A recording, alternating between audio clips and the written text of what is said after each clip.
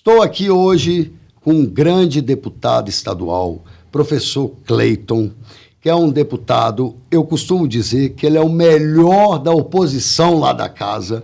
Tenho muita admiração por você, sabe, professor? Se assim posso te chamar, claro, professor. Eu prefiro. Professor Cleiton. Professor Cleiton, ele é formado na Federal, uma das faculdades que eu mais admiro, do estado de Minas Gerais. Ele tem vários cursos de graduação em História.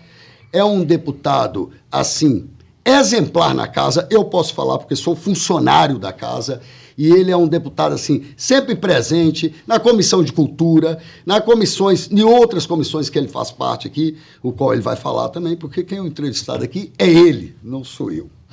Ô, professor, prazer estar com você aqui. Muito obrigado por aceitar o convite, por ser um dos primeiros a estar aqui comigo, de frente a frente, né, professor? E um detalhe, professor, vou falar aqui, para depois você falar. Professor, a profissão que eu mais admiro é a do senhor. Do senhor não, de você, porque você é novo ainda, tá bonitão ainda. Ô, professor, o que nem tudo é só política é o seguinte. Nós vemos aí na rua, eu ando muito na rua, e acredito que você também, que você é um cara muito popular, que eu vejo lá na porta da Assembleia. Eu vejo que na rua, de 10 pessoas, que eu convivo, no boteco, tudo, 9 falam mal de política. 9 falam mal. Deputado, então, a intuição desse programa foi inventada até pelo Gustavo Dias. Gente, eu tenho que fazer a propaganda aqui da Quintal, porque senão é ele que me patrocina, sabe, professor? Aí tem que agradar ele, você está entendendo? Porque senão, gente, Quintal, campanhas criativas é a melhor que tem em marketing. Mas vamos lá, professor. De 10, 9 eu escuto falando mal de política. Como eu trabalho com isso, eu tenho horas que me sinto mal, porque eu sei que não é verdade, sabe, professor? Eu sei que não é verdade, por quê? Porque vocês fazem um trabalho lá na Assembleia sério e impecável. E preocupado com o povo mineiro. Mas isso o povo não sabe. Então, até você foi um dos motivos de trazer você, um dos primeiros aqui, além de você ser professor, de ter essa dinâmica melhor com os alunos e com a população, que eu vejo lá na porta da Assembleia, repito, é bom que você já explique um pouco. Inclusive, vou te dar a palavra agora, porque o entrevistado aqui, até agora, só ficou olhando, não fala nada, tipo assim, esse cara tá falando assim, ó, e nem tudo é só política, o cara daqui está sendo entrevistado, mas na verdade quem está falando aqui sou eu, parece que eu que estou sendo entrevistado, e na verdade não é isso, professor, é para explicar que sempre atrás de um político, de um terno, inclusive você pode ficar até à vontade, sabe, professor? Se você quiser tirar o paletó aí, você fica à vontade aqui é sua casa, é extensão aqui do quintal da rua, do quintal da sua casa, do quintal das campanhas criativas. Vamos lá, professor, te dá a palavra. Ô, Raul, primeiro, obrigado pela consideração, pela deferência, pelo carinho. Obrigado por me convidar. Ser um dos primeiros é uma honra grande. A honra é minha. Parabenizar aí ao Gustavo por acreditar num espaço como esse.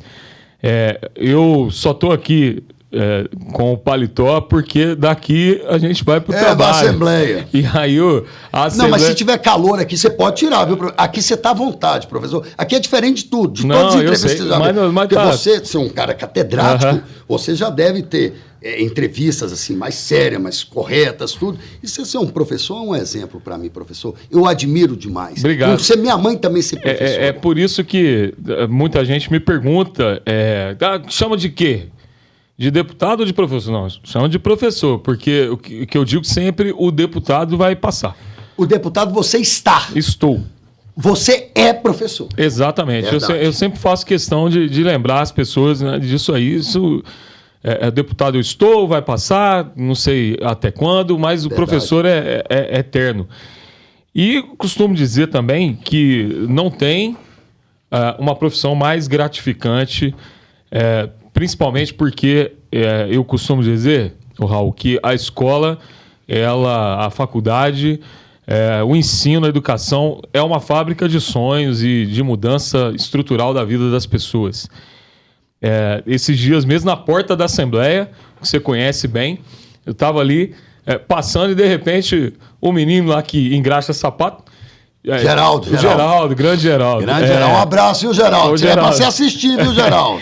Tava sentado lá, um ex-aluno, e de repente ele me gritou: professor. Aí eu falei: nossa, Rodrigo, você aqui, rapaz? E eu conheço toda a história dele. Foi meu aluno em Varginha e hoje está no MP. Mas um menino que aos 12 anos de idade perdeu o pai e a mãe num acidente. E a única coisa que sobrou para ele, digamos assim, era a possibilidade de uma mudança estrutural na vida através da educação. E foi gratificante encontrar com ele na porta da Assembleia, hoje um servidor do Ministério Público de Minas Gerais, formou-se em Direito. Que bacana. Então eu falo assim que você se deparar com essas histórias de superação e saber que você fez parte dela de alguma forma, e aí eu trago também para a questão da política. A frase que alguém entrar pelo meu gabinete vai se deparar é uma frase que diz o seguinte, que a política é um espaço sublime para se fazer caridade. Claro. A política, ela também é um espaço para mudar a vida das pessoas. O que acontece, Raul, e aí eu sempre bato nessa tecla, por que de cada 10 pessoas, 9 tomaram aversão, 9 não gostam de política? Eu não gosto de discutir política. Primeiro que é uma mentira isso. A gente faz política 24 horas. Eu acabei de fazer política em casa. Você está fazendo uma política acabei aqui. de fazer política. No casamento você faz política. Tudo você faz Exatamente. Política. Tudo a decisão é tomada pela política. O ser humano é um ser político. Agora, o que acontece é que se criou uma narrativa, e essa narrativa foi muito bem construída, foi muito bem feita. Porque se a gente foi a alguns outros países, inclusive aqui da América do Sul, eu, há 2 anos atrás, estive fazendo uma palestra na Universidade do Chile. E você conhece bem o chileno, que povo politizado. Extremamente politizado. E foi assim, uma das grandes coincidências da minha vida, quis a providência que eu estivesse no Chile exatamente durante aquelas manifestações e aqueles protestos para a reforma da Constituição, e as pessoas protestando para que elas tivessem acesso ao serviço público que o governo Pinochet tirou delas. Né? Aquela proposta neoliberal que aconteceu no Chile. Só que o mais interessante é que eu via as notícias a partir do Brasil e as matérias falando do que estava acontecendo no Chile. Nada condizia com a realidade. Eram 7 grupos políticos diferentes se manifestando por uma coisa só. Mas por que eu estou falando isso? Você conversava com as pessoas lá e todo mundo queria debater, queria falar sobre a sua realidade, sobre o seu país. São mais politizados, né, professor? Mas o que aconteceu no país? Essa é uma teoria que a gente precisa formulá-la melhor, até academicamente analisar, estruturar com pesquisa e tal. Mas um grupo no país começou a demonizar, satanizar a política exatamente para que aqueles amigos seus, que são boas pessoas, que são pessoas engajadas, que de repente faz até um trabalho voluntário com a sociedade, digam: Raul, eu não gosto de política. Ou seja, os maus tomaram conta, se apropriaram de um espaço que deveria ser ocupado pelas boas pessoas. Você me lembrou a fala do falecido amigo meu, irmão meu, Caio Nácio. Ele que falava isso também. Se a política não for tomada pelo bem, o mal vem e toma o lugar dela. E tomou. Durante muito tempo. O professor, só te pedir um minutinho, o professor é de Boa Esperança, nascido em Boa Esperança e mora atualmente em Varginha. Uma grande liderança do sul de Minas. Nós estamos conversando aqui com o professor Cleiton. Aproveita e dá um sininho lá no canal, viu, galera? Dá um sininho lá no canal, porque é importante para a gente divulgar e também discutir com mais políticos. Desculpa a interrupção, viu? Porque aqui é um bate-papo, claro, professor. Aqui exatamente. Não é aquelas entrevistas diferentes, entendeu, né? E a gente percebe claramente que de tempos em tempos a política ela vai passando por algumas mudanças na narrativa, na forma de tratá-la. Quando não é a corrupção, é a polarização. E a polarização, burra polarização, inclusive banalizando alguns termos, os xingamentos que nós vimos nas últimas eleições. Concordo com comunista, você, fascista, o cara nem sabe o que é isso. Exatamente. O cara não tem noção nem do que ele está falando. Professor, que todo radicalismo é burro. Exatamente. Todo radicalismo. A pessoa tomar lado de um lado ferrenho, ela está sendo assim totalmente ignorante.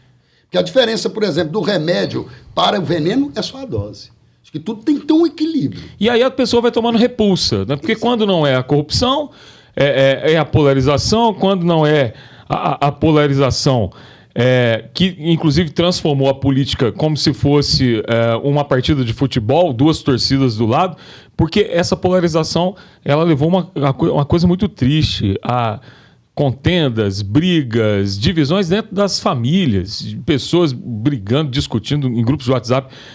Tem um grupo da minha família que está proibido de você falar em política lá. É ruim. É ruim. É ruim.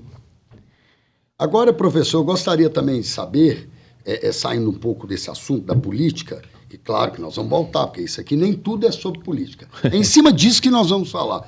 Professor, atrás de um grande deputado, que eu posso falar com propriedade que o senhor tem um ser humano, tem um cara comum, tem um Cleiton. Me conte um pouco sobre esse Cleiton, criança, que se interessou por ser professor e ser político. Como que foi essa história, resumidamente, da sua vida? Como você chegou até a ser, vou ser um representante do povo? Porque você, querendo ou não, de 20 milhões que temos em Minas Gerais de habitantes, você é dos 77, representante. Você é um desses 77 que representa o povo mineiro. Então, eu gostaria de saber qual foi esse seu interesse, esse plim que nasceu em você e que te trouxe até aqui nessa carreira vitoriosa que você tem. Olha, eu sou de uma família que tem um engajamento social muito grande. Meu pai é fundador de uma associação que começou um trabalho com moradores de rua e ampliou demais. Então, eu cresci vendo o meu pai, uma tia minha, que tinha também uma grande associação, cuidando dessas pessoas mais frágeis, mais vulneráveis. Mas, quando eu estava no ensino médio, me veio a vontade de fazer administração de empresas. E aí, um dia, na sala de aula, fazendo administração de empresas, eu discuti com um professor, uma boa discussão. E esse professor falou para mim assim: ô Cleiton, acho que você está no curso errado. Porque aqui nós vamos ensinar vocês a olhar sempre o lado da empresa. Então... Detalhe, gente. O que ele está falando aqui é importante. Olha o feeling que ele deu aqui. Uma boa discussão. Porque antigamente, eu estudei em colégio, só dar um detalhe aí, o deputado. Eu estudei em colégio estadual a vida toda. Tinha respeito pelo professor antigamente. Tinha, assim, admiração pelo professor. O professor falava, inclusive quero mandar um abraço para a Efigênia, se está assistindo ou vai assistir. Falava, fora!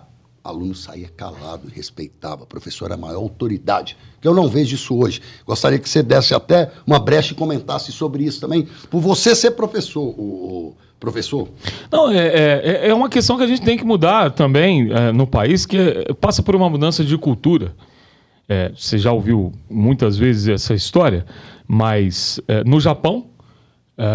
O imperador, ele só faz reverência ao professor, ele se dobra ao professor.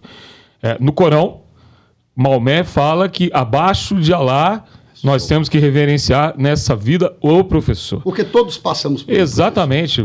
Para você chegar aqui... Até para estar falando aqui, exatamente. Tem que passar por Mas aí, voltando nessa questão muito pessoal, vou contar uma história que mexe muito comigo. Um dia, eu estou ajudando a minha namorada, que estava de recuperação do 3º ano do ensino médio, em História. Não, mas ajudando mesmo ou namorando? Ajudando e namorando. Ah, não, então tá. Só deixar claro que a minha namorada lá do ensino médio hoje é a minha esposa, tá? Parabéns, professor. Olha que história bacana, olha. Isso é raridade hoje em dia. Então, a aula de recuperação, ela serviu para muitas coisas. E ela virou para mim e falou assim: pô, você ensina melhor que o meu professor. Por que você não vai fazer história? Rapaz, eu piso na sala de aula, primeira aula, eu falei assim, é aqui que eu quero ficar.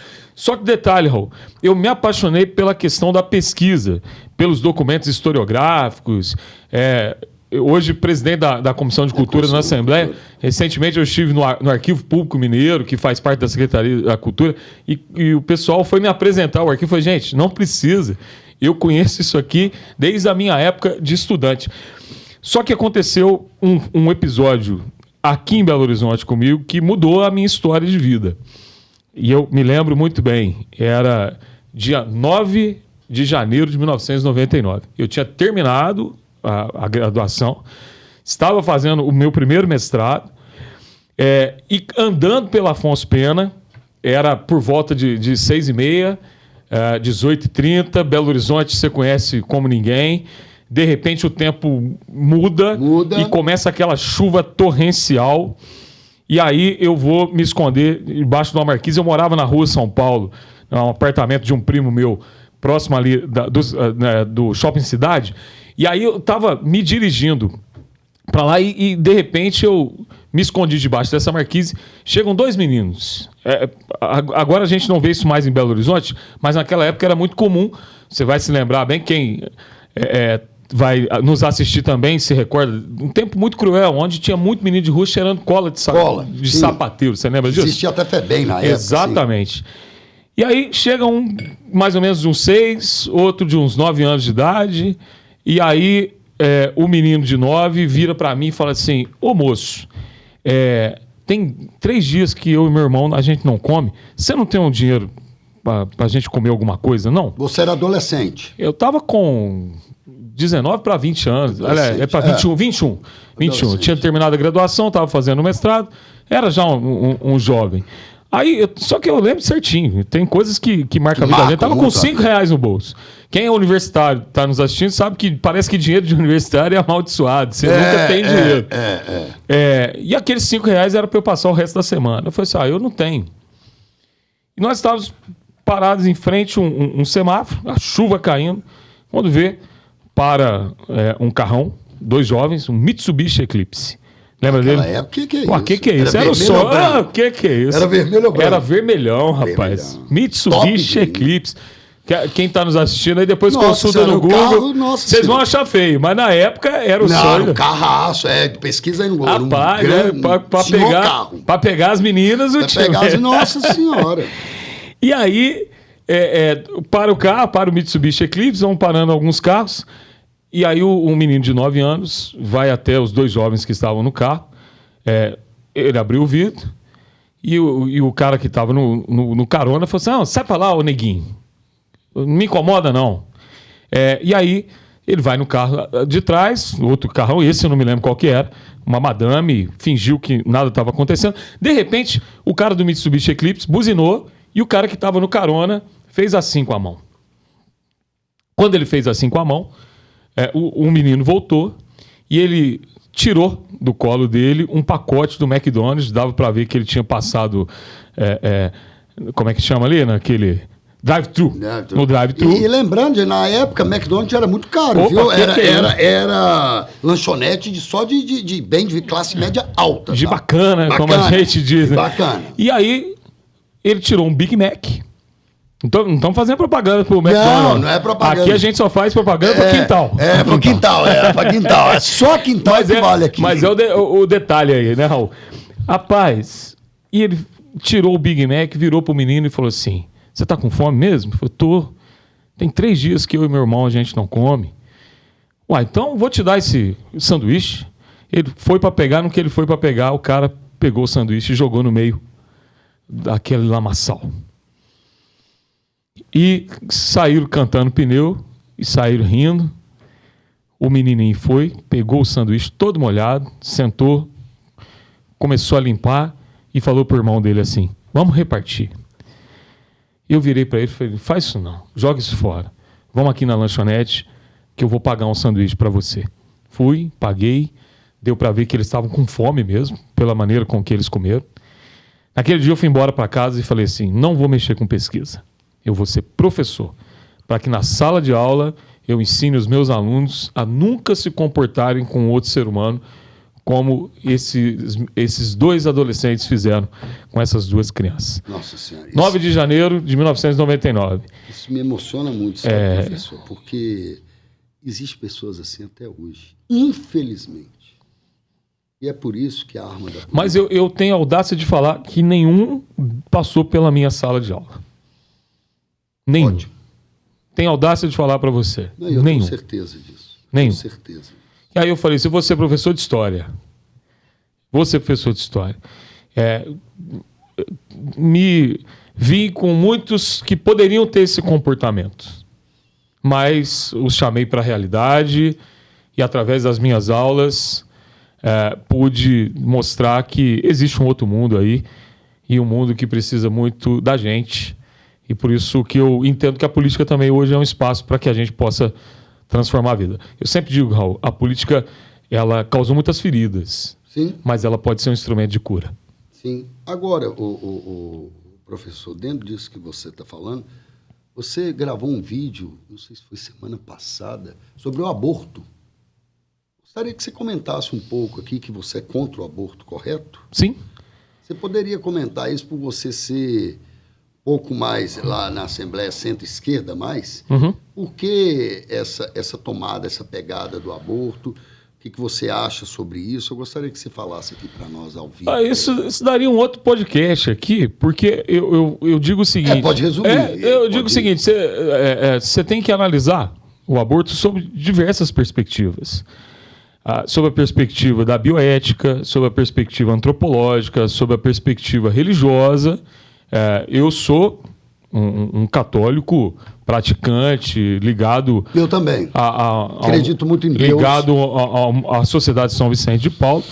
Mas eu sempre disse para as pessoas, olha, nós estamos diante de um debate que ele não está dentro da bioética, que ele não está dentro das questões religiosas, está dentro de um arcabouço jurídico hoje.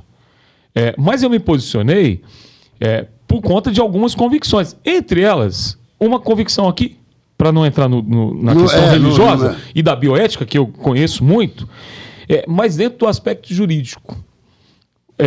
Você conhece o Projeto Tamar? Claro, claro. Certo? As tartarugas. Exatamente. Lá em Salvador, em Porto Seguro, na Bahia, todo se estende para o país inteiro. Vai entender onde eu quero chegar. O Projeto Tamar, ele foi criado no Brasil e em outros países para salvar uma espécie de tartaruga marinha que estava em extinção. Correto. Se você, o Raul, ou quem está nos assistindo, for pego carregando um ovo de tartaruga, levando para sua casa, você vai entrar num aspecto jurídico da lei e você pode pegar de 3 anos e meio a 4 anos de cadeia. Exatamente. Certo? Porque você está matando o embrião de um futuro filhote de tartaruga marinha. O Supremo Tribunal Federal está dizendo para nós que você pode abortar um embrião humano até 12 semanas. Então, do ponto de vista jurídico, um embrião de tartaruga vale mais do que um ser humano no país. Não, eles estão entrando em contradição. Você está entendendo? Então, claro. Aí, esse debate é jurídico. Agora, ele não pode ser também radicalizado como alguns têm feito. Eu falo assim, falar do aborto, por exemplo, lá no microfone da Assembleia ou no vídeo que eu gravei é fácil. Vai falar contra o aborto num debate acadêmico, como eu fui na UNB há 10 anos atrás, enfrentando ali grupos que são abortistas. E saí dali com muita gente me procurando, falou assim, você me convenceu, a partir de hoje eu sou contra. Que bacana. E aí, muita gente grita pelos microfones. Eu entrei em contato, para você entender, com a ministra Carmen Lúcia, que eu fiz uma amizade com ela. São 55 pedidos de amicus curiae dentro dessa ADPF 442 lá no Congresso. Falei, Carmen, cheio de intimidade, né? Carmen. Ministra, tem um amigo meu que solicitou participar desse debate. Ele é um professor da Unicamp, ele é um sujeito que tem, do ponto de vista jurídico, muito a contribuir nesse debate. Gostaria que solicitasse a presidente Rosa Weber, que a Rosa estava ainda, para que ele possa participar do debate. Sujeito que pensa como eu, que é contra, e vai participar do debate. Acho que essas construções, elas são melhores do que você ficar gritando por aí. Verdade. Agora, deixa eu te falar uma coisa, professor. E a vontade de representar o povo? Da onde que chegou, qual data, como é que foi esse plim, esse ban que deu e você virou um representante digno do povo mineiro? Raul, essa pergunta ela é muito provocativa porque eu cresci com meu pai, como eu disse, falando o seguinte, para a gente ajudar as pessoas, a gente não precisa estar na política, não. É verdade. Ele falava, eu sempre falei isso com o Gustavo, sempre falo isso. E meu pai falava assim, ó o que o Betinho fez. E o Betinho nunca foi político. Meu pai sempre usava o exemplo do Betinho. Eu falo com o Gustavo, a polícia só potencializa, né? Só te dá instrumentos, mais força para isso. Mas quando a vontade de ajudar... E aí eu sempre tive isso na minha cabeça. E aí meu pai sempre falava, e de repente eu sou convidado por um movimento da Igreja Católica a me candidatar. Então, veio um convite de um movimento que eu sempre participei da minha vida, que sempre teve representantes na Assembleia Legislativa, Miguel Martini, Maria Tereza Lara, que você vai lembrar bem. Sim. Lembra do saudoso Miguel Martini? Miguel Martini morreu infelizmente, faleceu de câncer. 2009, grande figura. Ajudou muito o hospital lá do câncer. Exatamente. Raul para quem não sabe, pessoal, aqui um arquivo vivo da política mineira. Que é isso? Eu só sei Gustavo já deu uma risada ali. Não, eu só sei porque eu participo da Comissão de Cultura, estou lá com eles todos os dias escutando sempre os nossos grandes professores, literalmente professor. E aí veio esse convite.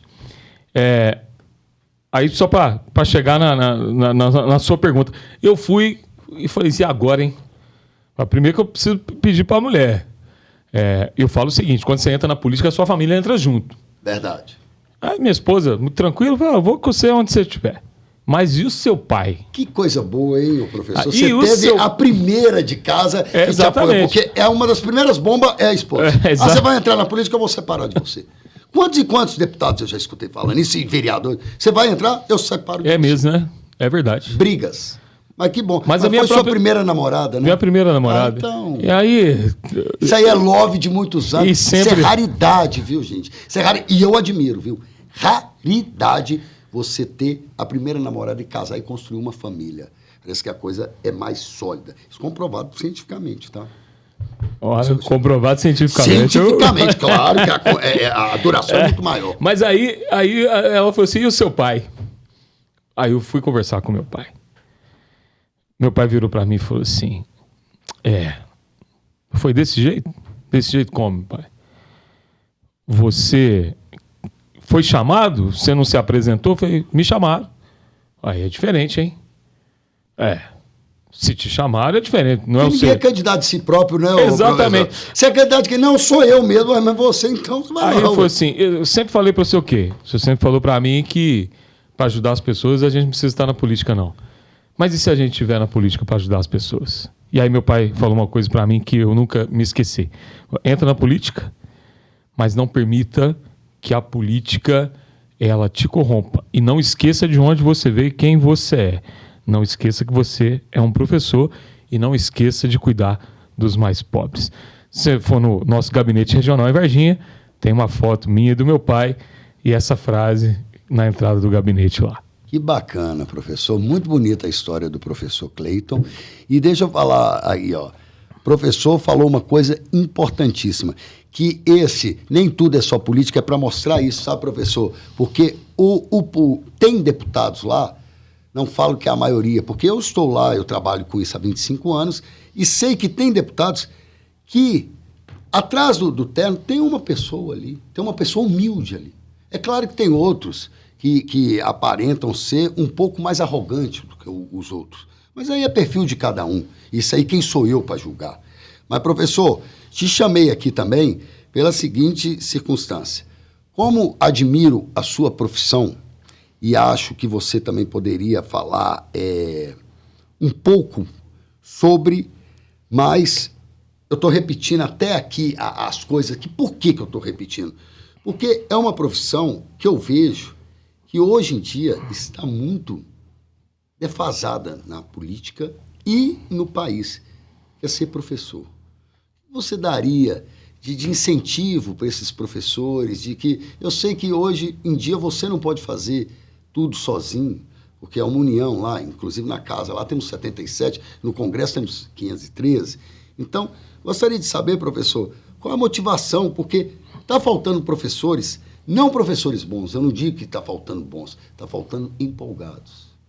Se empolga, e vai feliz, sai da casa e sai feliz, porque minha mãe foi professora, e eu estou falando isso do professor, tanto enfatizando aqui, porque o professor é a profissão, repito, mais linda que eu acho, que todos nós passamos por um professor. Então, qual é o incentivo que você daria para o professor, que ele teme a vida dele, que hoje estão temendo até a vida em salas de aulas? O que você faria para mudar isso, se você poderia mudar isso sozinho? Eu sei que não pode, mas o que você faria hoje em dia para mudar essa situação que se instalou no nosso país? Eu vou falar uma coisa para você. Tem gente que vai duvidar, você pode duvidar de mim? Não, eu não. Não, mas... Não, se eu duvidar, eu falo aqui, ó, eu tô duvidando, mas... Mas eu tenho certeza que... Você não tá com sede não, professor? Eu tô... Bebe um pouquinho de água toda hora aqui, mas, Raul, eu tenho certeza... Deixa eu te ajudar aí. Braço curto, tá parecendo o braço do Rafael, goleiro do Cruzeiro. Mas, o Raul, o que eu quero dizer é o seguinte... Eu ganhava mais como professor do que eu ganho como deputado. Não tenho dúvida disso. Tem gente que vai duvidar, mas eu ganhava mais como professor do que eu ganho como deputado. E vou dizer por quê. Muitos alunos falavam assim, eu quero seguir tal profissão, mas meu pai falou que não dá dinheiro. Eu falei, quem disse? E aí eu sempre falava para os alunos, em todas as profissões, tá cheio de gente que sabe apertar parafusos. Mas em todas as profissões, são raros aqueles que sabem qual parafuso apertar. Verdade. Qual parafuso apertar. Verdade. Então, em toda profissão, você pode ter um ganho, uma ascensão. E eu quero aproveitar, então, o espaço aqui para dizer aos professores, não desanimem. Não desanimem. E a empolgação e o encantamento de ser professor gera o respeito, a admiração e a valorização profissional, porque eu passei por isso, Raul. No sul de Minas, eu estou falando aqui não me vangloriando, mas no sul de Minas eu podia escolher onde eu queria dar aula. E eu trabalhava num lugar lá em Poços de Caldas, onde toda vez que eu estava cansado de pegar o carro toda semana e ir para Varginha, toda vez que eu falava que eu ia sair de lá, eles aumentavam o meu salário. Porque eu amava o que eu fazia. Amava o que eu fazia. Todos os anos eu era o padrinho, o paraninfo, porque eu amava o que eu fazia. Essa semana eu estive numa loja, 9 horas da manhã, eu fui extremamente mal atendido pela vendedora. Eu virei para ela e falei assim, moça, você não está feliz aqui? Ela falou, por quê? Eu falei, são 9 horas da manhã, você está nesse azedume. Se chegar 17, 18 horas, como é que você vai estar tratando as pessoas? Então você não está feliz aqui. Reveja esse lugar na tua vida, porque não está fazendo bem para você. Agora, eu tenho muita esperança, porque está faltando professor no mercado, sim, que a gente vai ter aqui, em breve, no país, uma valorização desses profissionais, que vai vir do Estado, que vai vir da rede privada, porque está virando artigo raro. E, inclusive, você que gosta muito dessa parte de pesquisa, pesquisas dão conta que vão faltar em 2027 aproximadamente 380 mil professores no país. Então, para os professores, seja o melhor, empolgue na sala de aula, empolgue o seu aluno, encante que você vai receber aquilo que você merece da sua profissão. Professor, nós temos um quadro aqui, que nós estamos aproximando do final, nós temos um quadro aqui, professor, que é tipo um bate-bola. Não é um bate-bola, eu costumo chamar de rapidinha. Fazer uma rapidinha, você está entendendo, né, professor? Vamos lá, professor, o que você, em uma palavra, você pode resumir, não é em uma palavra só, igual café no ar lá, quer dizer, café com política. Lá no ar. Uma palavra não, mas uma pequena frase. O que você mudaria hoje na política?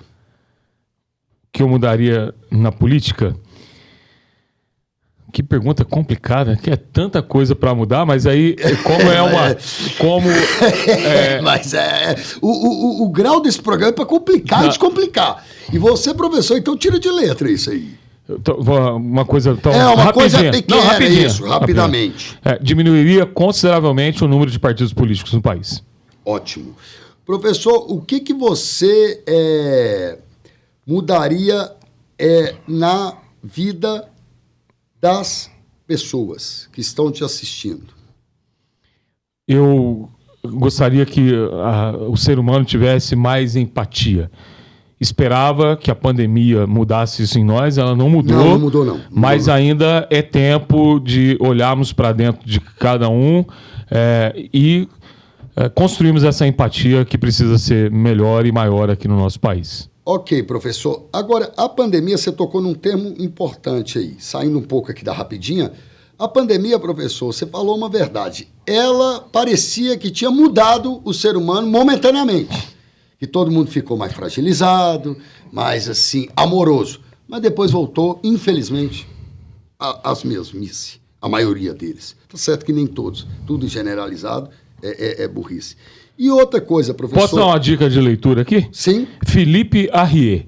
Felipe Arrier. O Homem Diante da Morte. Esse eu nunca li, não. O Homem Diante da Morte. Se bem que quem é de leitor que é meu amigo Gustavo. Eu sou então... mais, assim, de observar. Conhece, Gustavo? Gustavo... Conhece Felipe Arrier? Ele conhece. O Homem Diante da Morte. Lê demais. Bom ou não é? Inclusive, ele é lá da Federal também, junto com você lá, são formados na UFMG. Agora, outra coisa, professor, para finalizar aqui nossa entrevista aqui, nosso bate-papo aqui, porque isso não é entrevista, podcast nem tudo é política. Gente, dá o sininho, viu? No YouTube, o professor vai colaborar também, vai nos ajudar, o deputado, vai divulgar e nós vamos divulgar também. Vamos lá. Agora, a última pergunta, que eu tenho liberdade de perguntar isso para você, professor, na rapidinha. O que te fez aceitar este convite e estar no meu podcast aqui comigo? A sua pessoa.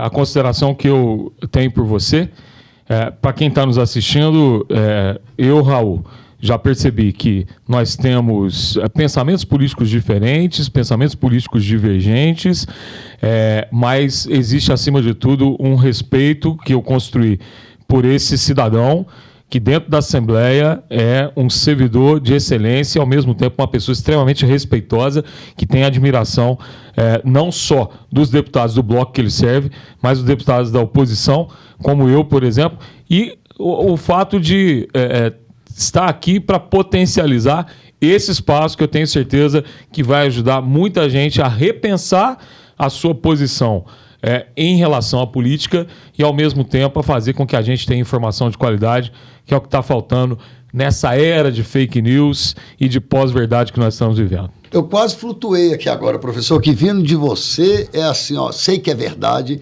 e você sabe que a recíproca é verdadeira. Eu nunca fui tratado assim tão bem, mas tão bem, por um deputado de oposição como você trata. E não só a mim, como você trata todas as pessoas ao redor. E os mais simples, que eu venho reparando que você trata os mais simples melhor ainda do que os mais. Parece que os que precisam mais, você vai lá e dá uma motivação maior. Continue assim, professor, obrigado, que você vai longe. O seu futuro político é promissor, não tenho dúvida disso, pela a sua colocação dentro da Assembleia e pela sua postura. Eu costumo dizer que os homens, quem briga, são as ideias, como Hélio Garcia falava, e não os homens. Os homens não devem se brigar, devem se divergir, mas sendo cada um respeitando o limite do outro. Te agradeço demais. Entrevistei, né? Conversei com o professor, aprendi, porque sempre estar com o professor é uma aula. O professor Cleiton é um grande professor, tem vários cursos.